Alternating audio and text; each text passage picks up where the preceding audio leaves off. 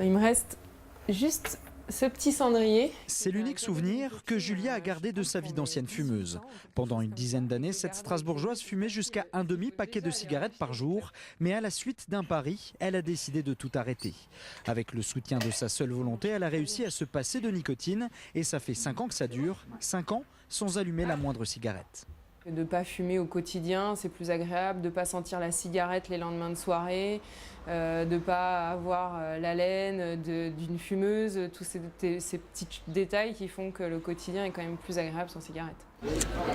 Arrêter la cigarette, c'est aussi le but d'Emmanuel. Il essaye depuis 10 ans. Gomme à mâcher, acupuncture, il a presque tout essayé. Au maximum, il a réussi à arrêter pendant 6 mois, des tentatives qui lui ont coûté au moins 400 €. Mais par souci de santé, il ne veut pas renoncer. Je ne vois pas ce que je pourrais faire de plus. Ouais. À part la cigarette électronique, je ne vois pas quelle autre méthode je pourrais utiliser. Peut-être la sophrologie, l'hypnose, je n'ai pas utilisé encore ces méthodes-là, mais on va dire que je pense avant tout, c'est pas une question de méthode, mais c'est vraiment une question de volonté. Pour Emmanuel, septembre prochain sera une bonne période pour tenter à nouveau d'arrêter la cigarette. Après les vacances, il s'attend à moins de stress et moins de tentations de fumer en terrasse.